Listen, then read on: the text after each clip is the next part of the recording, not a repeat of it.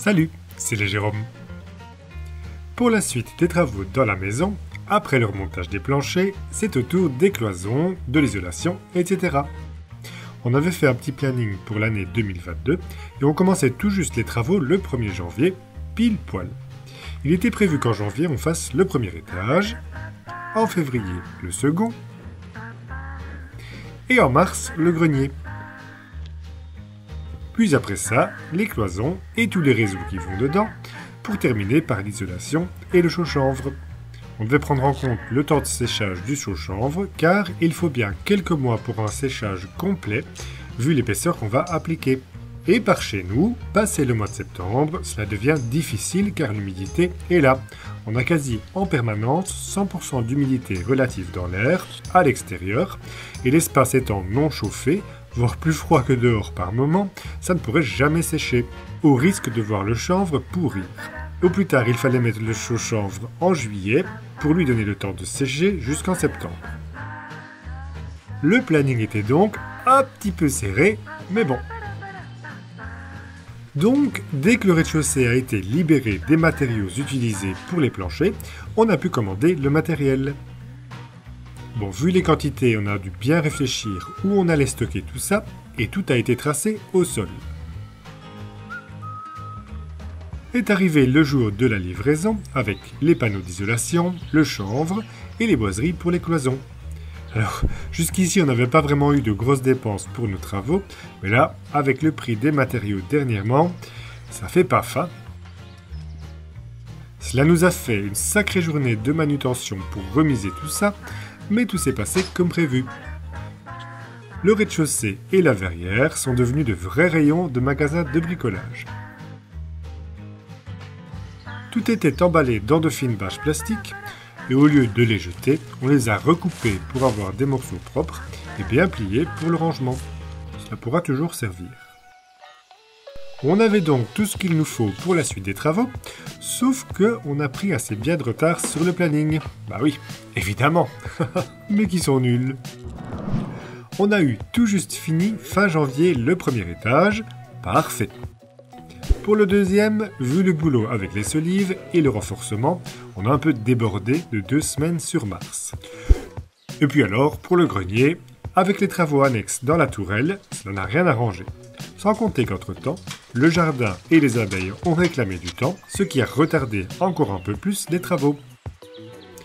On s'est vite rendu compte qu'on n'arriverait pas à tenir les délais, surtout qu'on se mettait un peu la pression vu les impératifs pour le chaud-chanvre. Mais plus que ça, ce n'était pas possible. Et puis, dans le même temps, on s'est aussi rendu compte que les travaux dans la tourelle étaient tout aussi importants et ne pouvaient pas être pris complètement séparément du reste, surtout quand on viendra à faire l'électricité, le chauffage, etc. Ouais, ici aussi, il y a de quoi faire.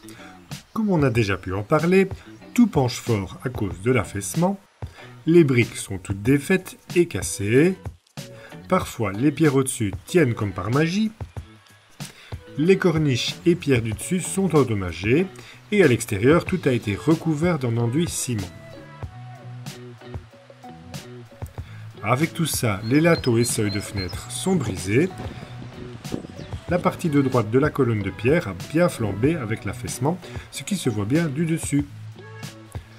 Bref, tout est à refaire. Donc, refaire nous allons. En vue de tous les travaux, notamment de toiture qu'on fera nous-mêmes, mais aussi la façade et autres diverses choses, on a décidé de s'équiper d'un échafaudage. Alors, ça coûte un os, mais le louer serait encore plus cher vu que pour ainsi dire on va en avoir besoin continuellement. Et si jamais un jour on n'en a plus besoin, eh bien on pourra toujours le revendre. Et on l'a remisé avec les autres matériaux. On a pris un minimum de pièces et en même temps tout ce qu'il faut pour que cela soit le plus modulaire possible vu les différentes configurations du bâtiment, notamment les tourelles. Avant de commencer, du côté nord de cette tourelle, il y a une colonie d'abeilles qui s'est installée dans la toiture. Un essaim qu'on a vu arriver il y a quelques années et qui s'y plaît bien depuis, enfin apparemment. Sauf qu'on sait, pour avoir déjà travaillé un peu là-haut, que si on reste dans le coin du trou de vol, on va se faire tout le temps attaquer, c'est normal. Et Mais si on veut pouvoir travailler en paix et en sécurité, il va falloir retirer cette colonie. On a vidé la pièce juste en dessous, où on avait entreposé pas mal de pierres pour de la maçonnerie future. Pas de chance. Surtout qu'il n'y a plus de plancher pour le palier. On se retrouve donc dans cette toute petite pièce avec nos combinaisons. Un petit trou de la plaque de plâtre au plafond pour passer le bout de l'enfumoir.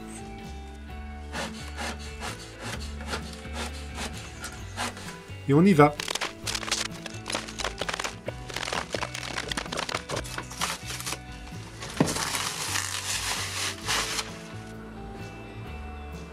C'est assez surprenant car il y a très peu d'abeilles. Mais on a vite compris pourquoi, c'est le dessous de la colonie. Le plus gros est encore au-dessus, sur les planches posées sur les solives. De fait, la colonie est là. On a découpé les rayons comme on pouvait et placé les morceaux dans des cadres entourés de fils pour remettre tout cela dans une ruchette. Le plus gros du couvain et des provisions ont été transférés. Et pour récupérer les ouvrières, on a secoué la grappe au-dessus de la ruchette et on les a aussi aspirées dans une boîte en carton bricolée avec un filtre raccordé à l'aspirateur. Ce n'était pas vraiment évident dans cette toute petite pièce à côté d'un trou et en plus on faisait cela fin avril alors que la mielée était en cours. Du coup, le miel nous dégoulinait dessus et avec toutes les crasses là-haut, on se sentait comme enrobé de goudron avec les plumes. Enfin, cela s'est bien passé, la colonie a été retirée et elle est en bonne santé, la reine bien présente, et on a même pu faire une récolte en été. C'était une grosse colonie, l'étendue des rayons est assez impressionnante. Du coup, on a pu commencer le montage de l'échafaudage côté sud de la tourelle. Ce n'est pas le côté le plus simple car il y a les marches de l'escalier et qui en plus ne sont pas toutes droites. Mais on a pris des pieds orientables, entre autres pour cette raison. Il faut bien viser car il y a la queue de vache, la partie du toit qui déborde, de la verrière et le retour du bâtiment principal. Et en principe, il faut être à 20 cm des murs. On a donc fait en sorte de pouvoir mettre les pieds juste de l'autre côté des escaliers, ce qui était le meilleur compromis pour les travaux qu'on a à faire. L'assemblage des éléments est assez simple, le plus dur c'est le départ pour être de niveau et bien positionné.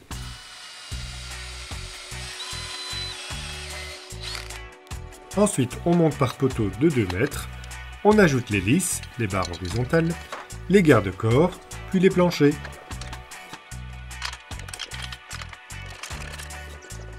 Tous les 4 mètres maximum, ou 12 mètres carrés d'échafaudage, il faut ancrer les poteaux à la façade pour garder la structure stable.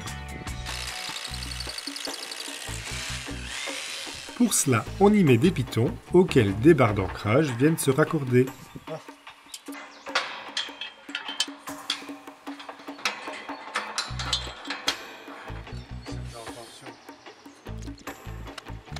Et le montage peut continuer. Ce type de garde-corps de sécurité se monte par le niveau du dessous, ce qui permet de monter l'échafaudage sans devoir s'équiper du harnais anti-chute, enfin, tant qu'on reste sur les planchers.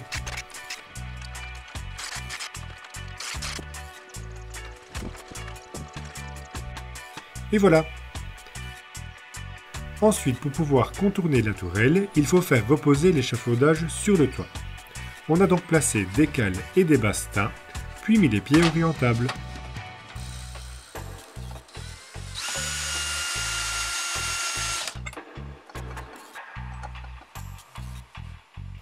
Évidemment, par en dessous, la toiture est étayée, surtout qu'on ne tombait pas pile sur les chevrons. Sur cette base, on a pu continuer le montage de l'échafaudage sur le côté. Tout est bien arrimé en façade, en plusieurs points, et des lisses diagonales assurent un contreventement correct de la structure.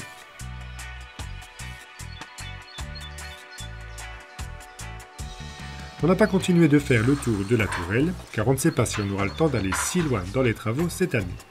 Cela peut toujours se faire au moment voulu. Enfin, on a aussi rajouté une console pour se rapprocher de la façade dans le creux. Et voilà, tout est prêt. Bon, c'est maintenant l'occasion de voir un peu plus près l'état de tout cela. On prend une grande respiration. Avec l'affaissement d'un côté, certaines parties du bordeaux sont bien penchées. Elles sont toutes sales et entourées de ciment. Et on voit bien qu'il y a des trous et des fractures par endroits. La corniche moulurée en dessous est toute fracturée et part en 1000 morceaux. Et tout ça bouge facilement. D'ailleurs, rien que d'y toucher, des parties se sont décrochées. Cela en continuant d'observer pour comprendre comment tout cela était fait. Mais non, voilà, il y a la première couche et puis ils sont revenus remettre ça par-dessus. Mais moi je crois que c'est du chaud plâtre sable. C'est aussi, alors on peut tirer ça. C'est donc une moulure en plâtre qui a beaucoup souffert de l'humidité. Et quand on voit l'état du zinc au-dessus, cela se comprend. Il n'y a pas de pente, tout est percé et ne rentre même pas dans le mur.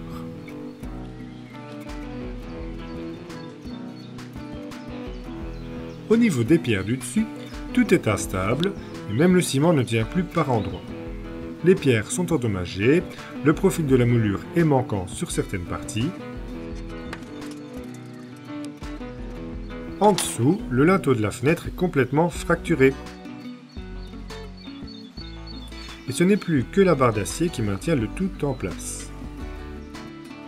De près, on se rend bien compte des dégâts occasionnés par la déformation, le ciment et l'acier qui a rouillé dans la pierre. Bon, puis pour les seuils et tout le reste sous cette ligne, c'est pareil, tout est foutu. Pendant l'inventaire des dégâts, tant qu'on était sur la toiture, on en a profité pour retirer un morceau de pierre d'un linteau qui menaçait de tomber sur le côté de la tourelle. C'est déjà du lourd, même si ce n'est qu'une petite partie du linteau. Ça faisait longtemps qu'on le savait instable, et si on peut éviter de se le ramasser sur le coin de la figure, ce serait bien. Il a été brisé, certainement à cause de la barre qui a rouillé et gonflé.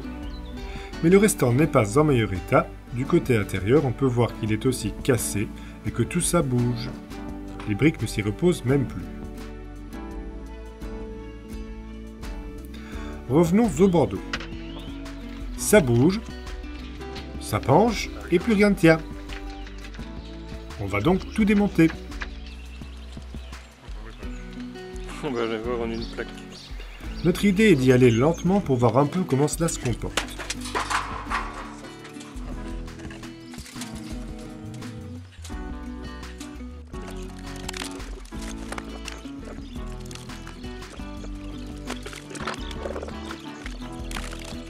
Tout semble désolidarisé et c'est le crépi-ciment qui colle encore les éléments ensemble.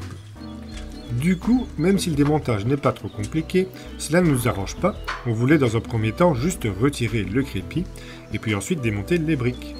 Mais tout vient d'un coup et puis les briques sont complètement cassées.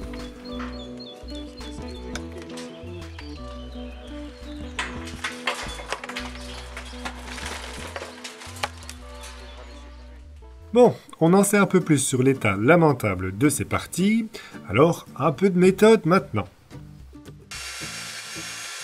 D'abord, on sécurise quelques petites choses, dont la toiture qui repose dans le mur,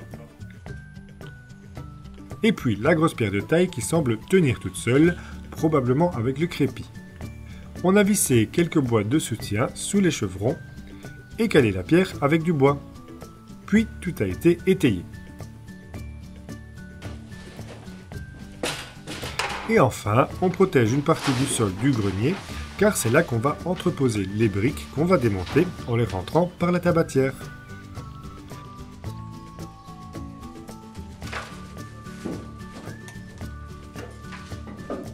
Et voilà. Bon, ça fait déjà un gros trou alors qu'on ne devait juste que regarder. On va protéger cela des intempéries, et puis la prochaine étape, c'est tout démonter. Merci d'avoir suivi cette vidéo. On espère qu'elle vous a plu. Portez-vous bien et à bientôt.